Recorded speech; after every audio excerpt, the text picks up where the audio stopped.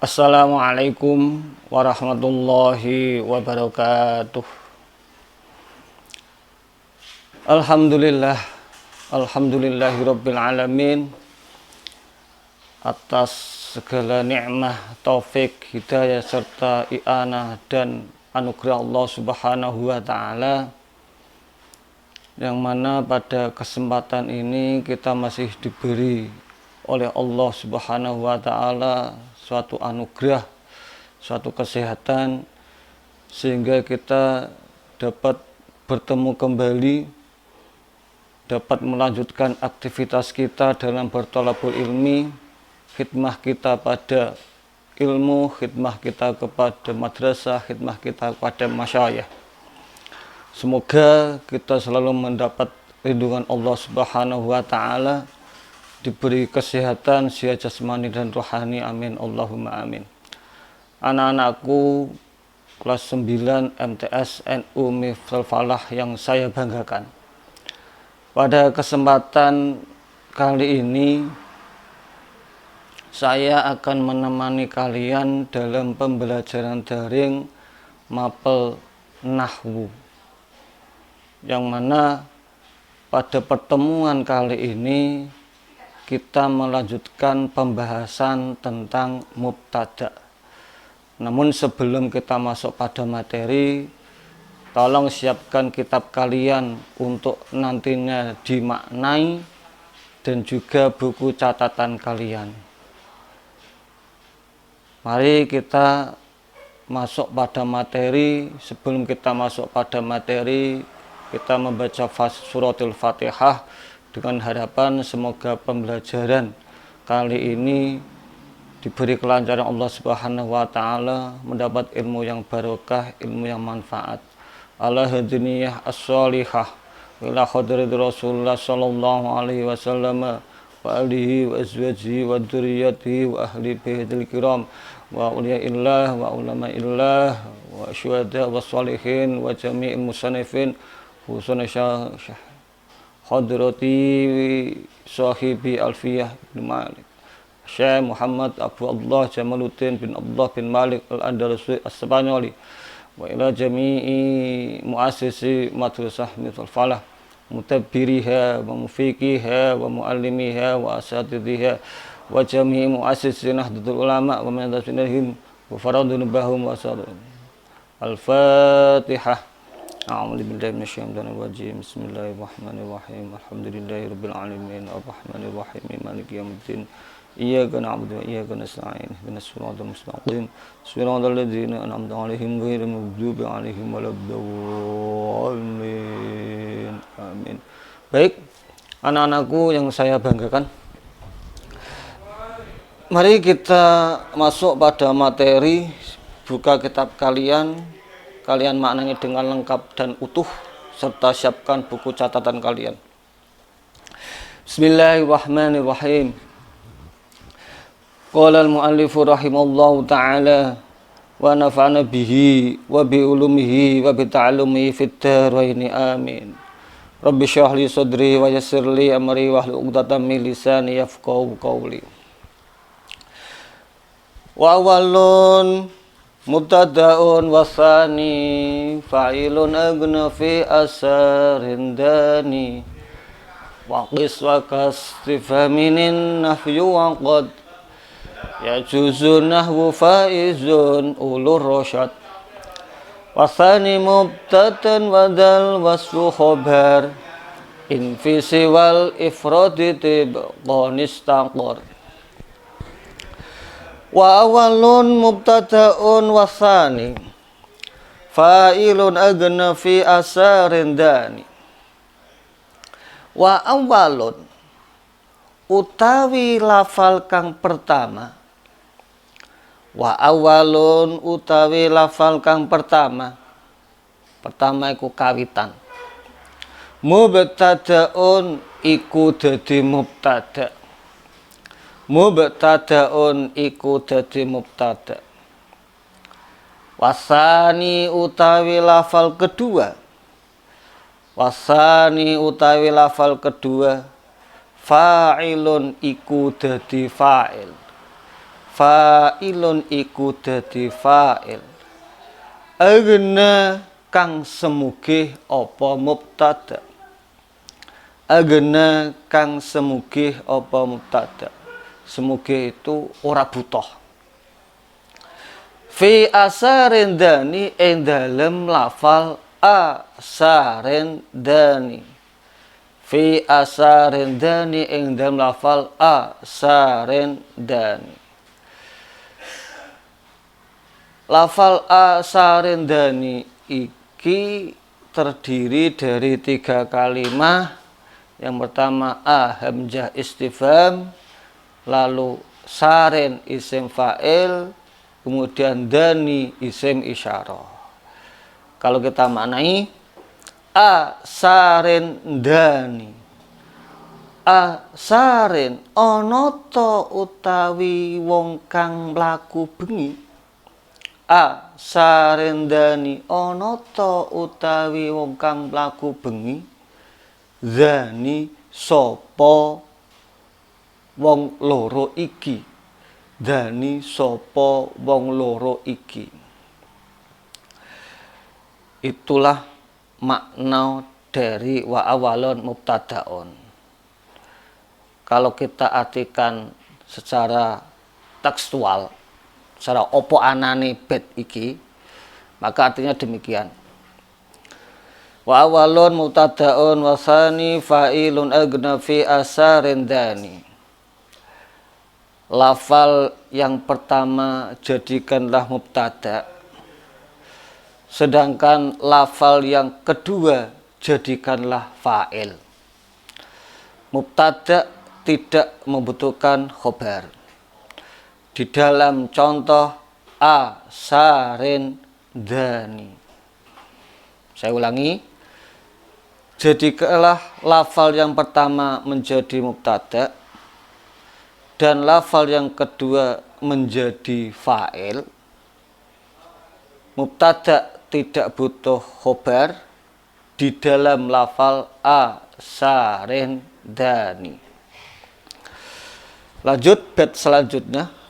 Waqis wa kastifaminin nafyu wa qad yajuzu nahwu faizun ulur rasyad. Waqis lan madakno sira. Waqis lan madakno sira. Wa kastifhamin iku kaya istifham. Wa kastifhamin iku kaya istifham. An-nafyu utawi nafi. An-nafyu utawi nafi. Waqad yajuzu lan terkadang wenang. Wenang itu boleh, boleh itu oleh. Waqad yajuzu lan terkadang wenang. Apa sing wenang? Nahwu faizun ulur rasyadi. Apa sepadane lafal faizun ulur rasyadi. Apa sepadane lafal faizun ulur rasyadi. Makna dari faizun ulur rasyadi, faizun utawi wong kang bejo. Faizun utawi wong kang bejo ulur rasyadi sapa pira-pira wong kang duweni pituduh. Ulur rasyadi sapa pira-pira wong kang duweni pituduh. Itu makna dari satu bait waqis wakas tifaminin nafyu waqad yajuzu nahwu faizun ulur rasyad. Arti terjemahan tekstual dari bait ini, dan padakanlah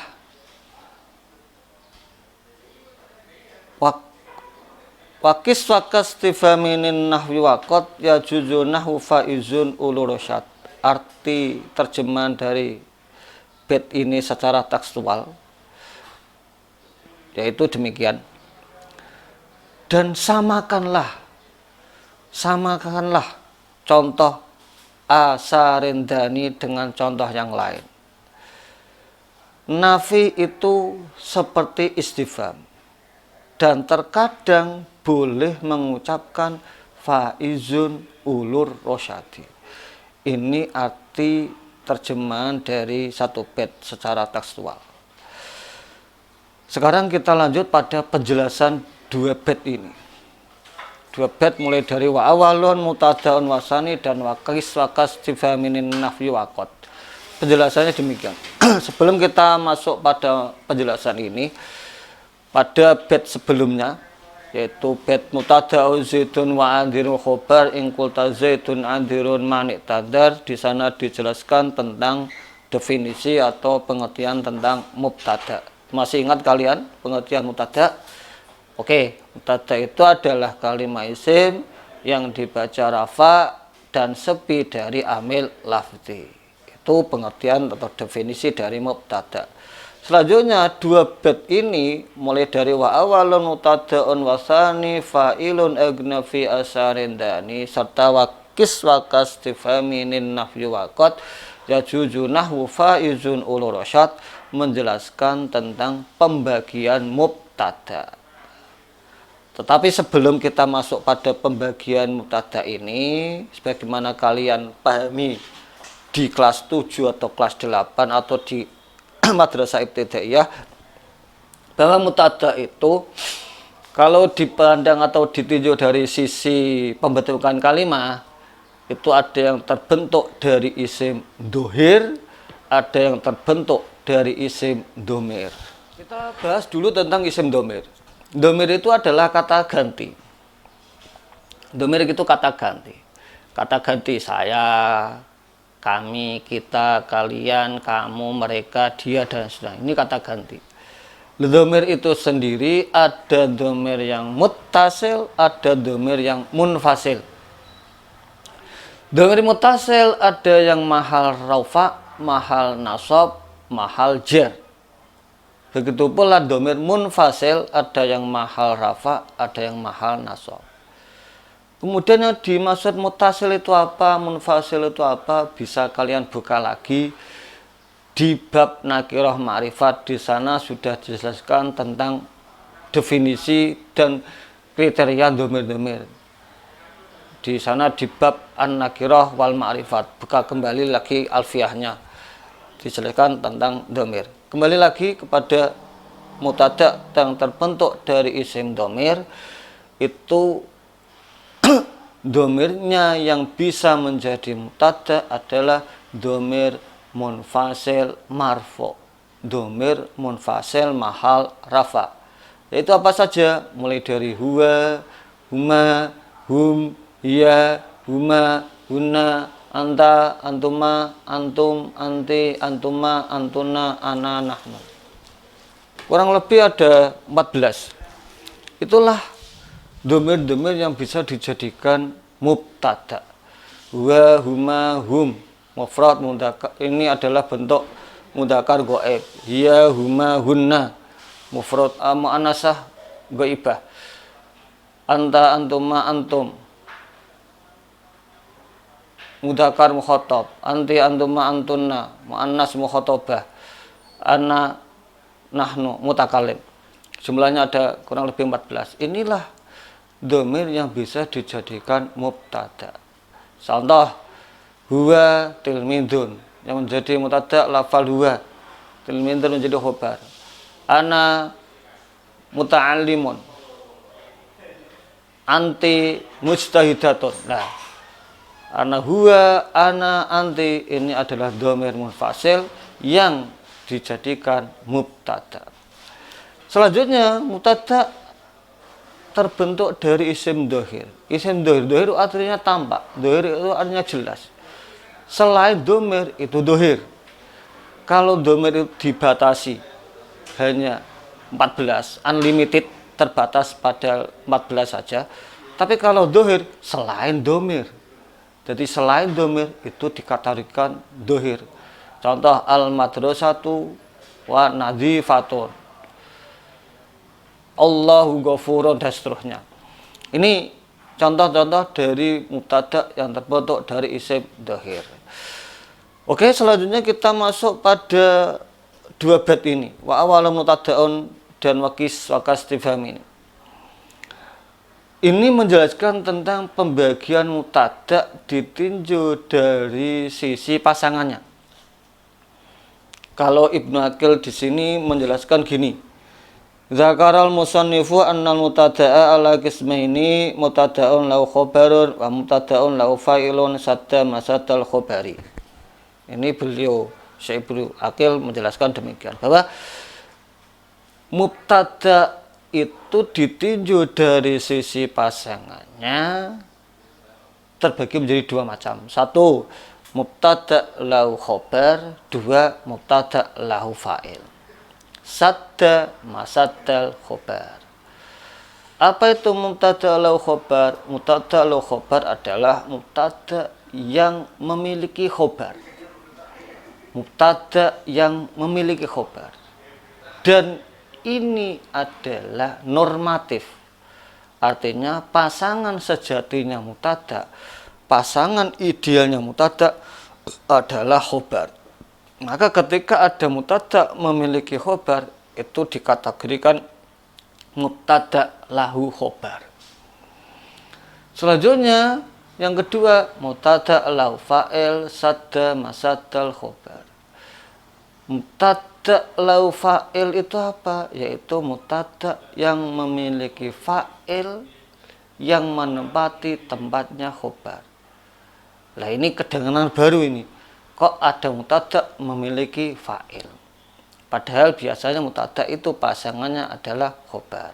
Nah ini tidak kewajaran. Jadi saya ulangi lagi. Mubtada ada yang mubtada lahu khobar, ada yang mubtada lahu fa'il. Mubtada lahu khobar itu mubtada yang memiliki khobar, mubtada yang berpasangan dengan khobar. Contoh, Allahu ghafurun. Contoh lagi di sini, Zaidun adirun.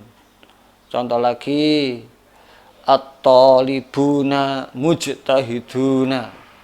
Ini mubtada lahu khobar, mubtada yang memiliki khobar. Lah, mubtada lahu khobar itu normatif, wajar sekali. Sebab pasangannya mubtada itu khobar, sama seperti fi'il pasangannya fa'il. Fi'il yang berpasangan dengan fa'il ini akan membentuk jumlah, yang mana jumlah namanya jumlah fi'liyah. Mubtada dan khobar ini membentuk suatu jumlah. Jumlahnya namanya jumlah ismiyah. Sebab fi'il, fa'il, mubtada, khobar ini adalah tarkib yang umdah. Tarkib yang umdah, susunan yang umdah, yang pokok. Berbeda dengan maf'ul, itu adalah fudlah. Nah, sehingga hampir dipastikan bahwa fi'il itu pasangannya fa'il, mubtada itu pasangannya khobar. Jika demikian, maka ini dikategorikan mubtada lahu khobar, kemana contoh yang saya sebutkan tadi. Selanjutnya, mubtada lahu fa'il, kemudian ditambah dengan sadda masaddal khobar, mubtada yang memiliki fa'il. Nah, ini tidak wajar, tidak normatif. Padahal idealnya, standar pabrikannya mubtada itu pasangannya khobar. Standar pabrikannya fi'il pasangannya fa'il. Lah ini kok ada mubtada berpasangan dengan fa'il. Lah ini tidak wajar. Lah ketidakwajaran ini pasti disebabkan oleh sesuatu. Di sini dalam bait ini dicontohkan lafal asarendani. Dalam mencontoh asarendani. Tidak ada definisi jelas di sini, hanya contoh saja asarendani. Dari contoh ini kemudian Syekh Ibnu Aqil menjelaskan bahwa kenapa kok ada mubtada yang memiliki fa'il bukan memiliki khobar, itu pasti ada sesuatu, ada sebabnya. Apa sesuatu itu? Nah, di sini apa sesuatu itu? Nah, sesuatu itu kapan terjadinya mubtada lau fa'il itu adalah jika ada mubtada terbentuk dari isim sifat. Mubtada terbentuk dari isim sifat yang sudah didahului dengan nafi atau istifham, dan antara isim sifat dan lafal setelahnya tidak sesuai, tidak cocok. Saya ulangi lagi. Mubtada lau fa'il ini terjadi jika ada mubtada terbentuk dari isim sifat yang sudah didahului nafi atau istifham, dan antara isim istifham dan lafal setelahnya tidak sesuai, tidak cocok. Oke, bisa dipahami ya? Kata kuncinya ada tiga. Kata kuncinya tiga. Yang pertama isim sifat, yang kedua nafi istifham, yang ketiga tidak cocok. Pertama dulu isim sifat. Isim sifat itu ada tiga macam. Yang pertama isim fa'il, yang kedua isim maf'ul, yang ketiga sifat musyabbahah. Itu isim sifat. Kemudian nafi. Nafi itu meniadakan, ora anak no. Contoh ma nafi. Ma yang maknanya ora ono, maknanya tidak ada. Lagi la nafi. La yang maknanya tidak ada.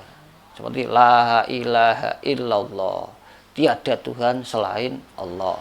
Ini la maknanya nafi, meniadakan. Kemudian istifham. Istifham itu pertanyaan. Contoh hal, apakah, aina di mana, mata kapan, dan seterusnya. Ini istifham. Dan yang terakhir tidak sesuai. Artinya tidak sesuai di sini. Antara isim sifat dan lafal setelahnya tidak cocok, tidak sesuai bentuknya. Katakanlah isim sifat bentuknya mufrad, kemudian lafal setelahnya tasniyah atau jamak. Atau kebalikannya, isim sifat tasniyah, lafal setelahnya mufrad atau jamak. Nah ini kan selencong, tidak ada kesamaan, tidak ada chemistry antara keduanya, tidak ada kesamaan, tidak ada kecocokan. Nah, yang dimaksud cocok isim sifat mufrad, lafaz setelah juga mufrad. Isim sifat tasniyah, lafaz setelah juga tasniyah. Ini cocok. Tapi nak depan isim sifatnya mufrad, kemudian lafaz setelah tasniyah, ini kan tidak sesuai dan tidak cocok. Jika ada mubtada terbentuk dari isim sifat yang sudah didahului nafi atau istifham, lalu antara isim sifat dan lafal setelahnya tidak sesuai, tidak cocok, maka mubtada tersebut tidak memiliki khobar, melainkan memiliki fa'il. Di lafal setelah mubtada tersebut dijadikan fa'il, tidak boleh dijadikan khobar. Hal yang demikian inilah dikategorikan mubtada lahu fa'il yang sadda masadal khobar. Mubtada yang memiliki fa'il yang menempati tempatnya khobar. Dalam contoh yang ada di bait ini adalah lafal asarin dani. Sarin ini isim fa'il dari fi'il madhi saro yasri. Sarin isim fa'il, isim sifat, sudah didahului dengan hamzah, depannya hamzah. Hamzahnya hamzah istifham, maknanya apakah.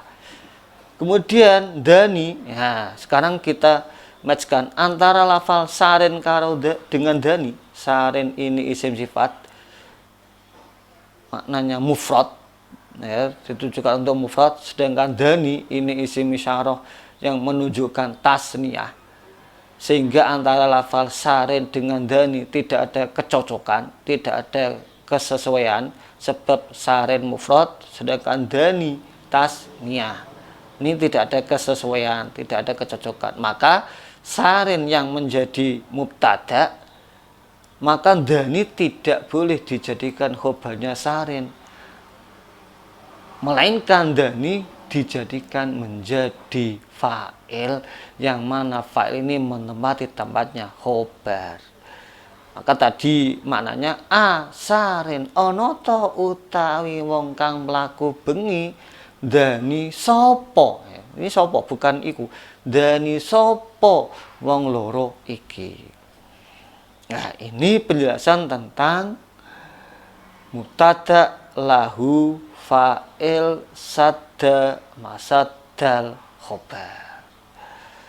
Lah, intinya tadi bahwa mubtada lahu fa'il itu terjadi jika ada mubtada terbentuk dari isim sifat yang sudah didahului nafi atau istifham, antara isim sifat dan lafal setelahnya tidak sesuai, tidak cocok, maka mubtada tersebut tidak memiliki khobar, melainkan memiliki fa'il. Sampai sini bisa difahami ya? Sekarang, bagaimana jika antara isim sifat dan lafal setelahnya kok cocok? Jadi cocok sama-sama tasniyah, atau sama-sama jamak, atau sama-sama mufrad. Mari kita lanjutkan pada bait selanjutnya, yaitu bawahnya wasani mubtadan wadal wasfu khobar invisi wal ifradi tibqa nistaqor. Wasani mubtadan wadal wasfu khobar invisi wal ifradi tibqa nistaqor. Wasani utawi kang kedua, wasani utawi kang kedua, mubtadaun iku dadi mubtada, mubtadaun iku dadi mubtada. Wadal wasfu utawi iki isim sifat, wadal wasfu utawi iki isim sifat, khobarun iku dadi khobar, khobarun iku dadi khobar. Inistaqarra. Nah ini perhatiannya, ini melompat. Inistaqarra lamun tetep apa dal wasfu. Inistaqarra lamun tetep apa dal wasfu. Tibkon hale cocok. Tibkon hale cocok. Cocok-cocok fi siwal ifradi ing dalem sakliyane mufrad. Fi siwal ifradi ing dalem sakliyane mufrad. Selain mufrad itu apa? Tasniyah atau jamak. Arti terjemahan tekstual dari satu bait ini demikian.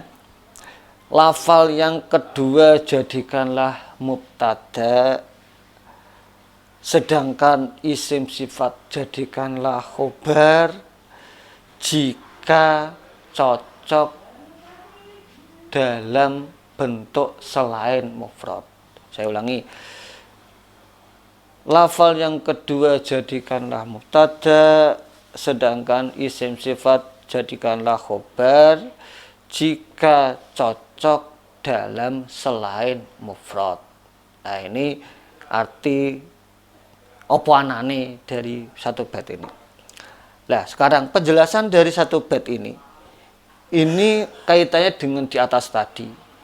Mubtada lahu fa'il itu terjadi jika mubtada terbentuk dari isim sifat, sudah didahului dengan nafi atau istifham, dan antara isim sifat serta lafal setelahnya tidak sesuai.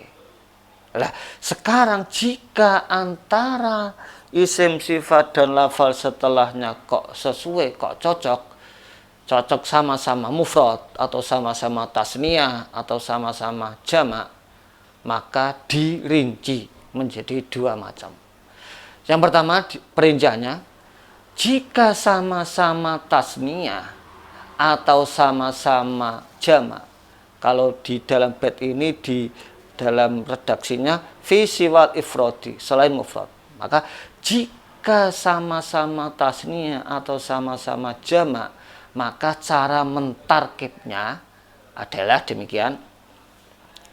Isim sifat dijadikan khobar muqaddam, khobar yang didahulukan, sedangkan lafal setelahnya dijadikan mubtada muakhar, mubtada yang diakhirkan. Jadi di dalam mubtada khobar ini ada istilah khobar muqaddam, mubtada muakhar. Khobar muqaddam itu khobar yang didahulukan, sedangkan mubtada muakhar mubtada yang diakhirkan. Nah, ini terjadi jika antara isim sifat dan lafal setelahnya sama-sama tasniyah atau sama-sama jamak, maka cara mentarkibnya isim sifat jadikanlah khobar muqaddam, sedangkan lafal setelahnya jadikanlah mubtada muakhar. Dalam contoh sini kayak gini. Hal hadironi at-tilmidhani. Nah, contohnya itu. Hal hadironi at-tilmidhani. Hadironi isim sifat dari haduro yahduru, al-wajan fa'ilun, bentuknya tasniyah, ada alif nunnya. Lafal hadironi isim sifat sudah didahului dengan istifham rupanya hal. Kemudian antara lafal hadironi dan lafal setelahnya, yaitu lafal at-tilmidhani, ini sudah cocok, sama-sama tasniyah. Hadironi tasniyah, at-tilmidhani juga tasniyah. Jika sama-sama tasniyah, ada kesesuaian, ada kecocokan, maka cara mentarkibnya tadi, hadironi dijadikan khobar muqaddam, at-tilmidhani dijadikan mubtada muakhar. Maka cara maknanya, hal hadironi ana ta iku wong kang teka karone at-tilmidhani utawi murid loro. Hal hadironi ana ta iku teka karone at-tilmidhani utawi murid loro. Ini cara mentarkib jika isim sifat dan lafal setelahnya sama-sama atau ada kecocokan kesesuaian. Jika sama-sama tasniyah atau sama-sama jamak, maka cara mentarkibnya tadi, isim sifat dijadikan khobar muqaddam, lafal setelahnya menjadi mubtada muakhar.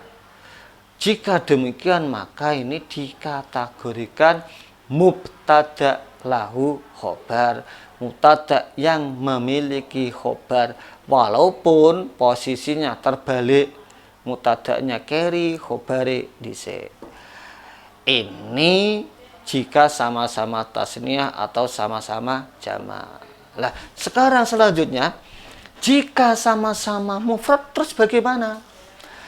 Jika sama-sama mufrad antara isim sifat dan lafal setelahnya kok sama-sama mufrad, maka ini ada dua rincian. Ada dua cara untuk mentarkibnya. Yang pertama sama seperti tasniyah jamak, yang kedua sama seperti yang di atas. Ada dua pilihan, dua opsi.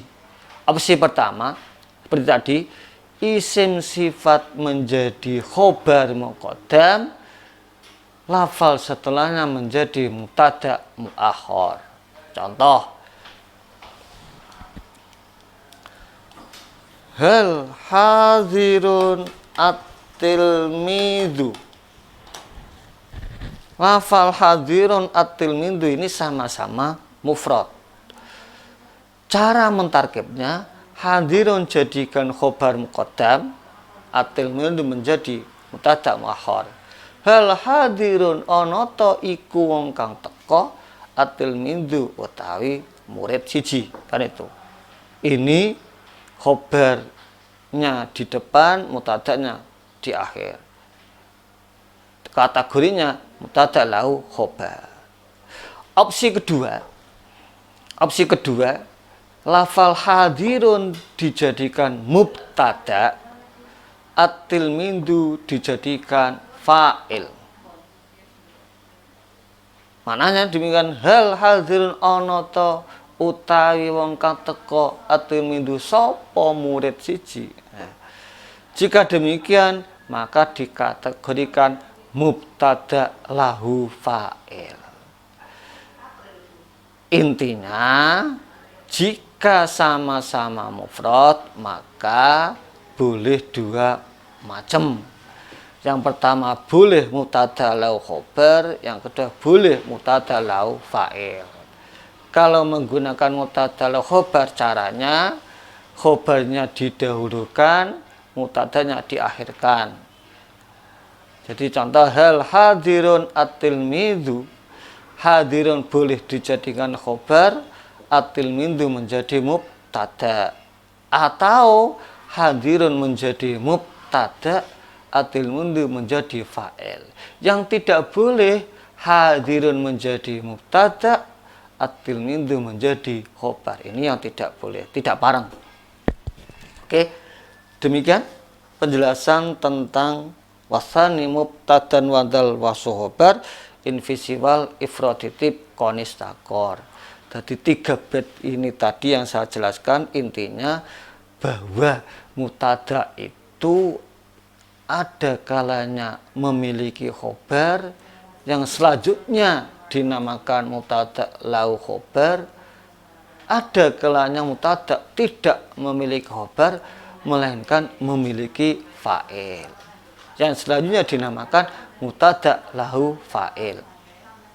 Nah, mubtada lahu khobar ini adalah normatif, idealnya demikian, wajarnya demikian, secara kewajaran, normalnya demikian. Tapi terkadang mubtada tidak memiliki khobar, malah memiliki fa'il. Lah ini tidak normal, ini tidak wajar. Lah ketidakwajaran ini disebabkan oleh apa? Oleh sebab.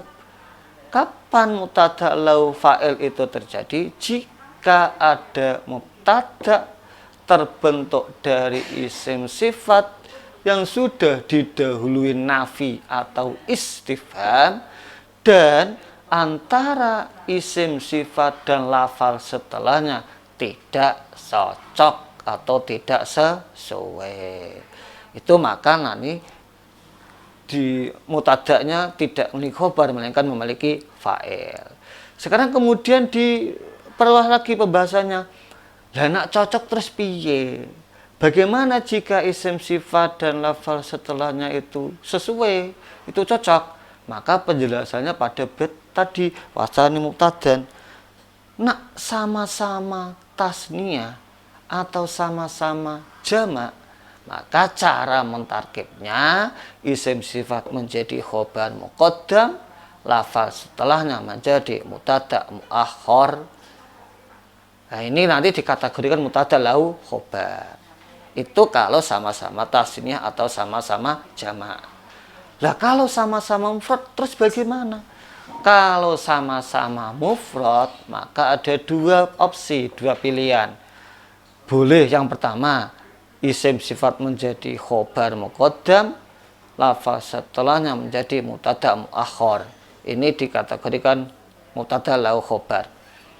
Atau opsi kedua, isim sifat menjadi mubtada, lafal setelahnya menjadi fa'il. Ini dikategorikan mubtada lahu fa'il.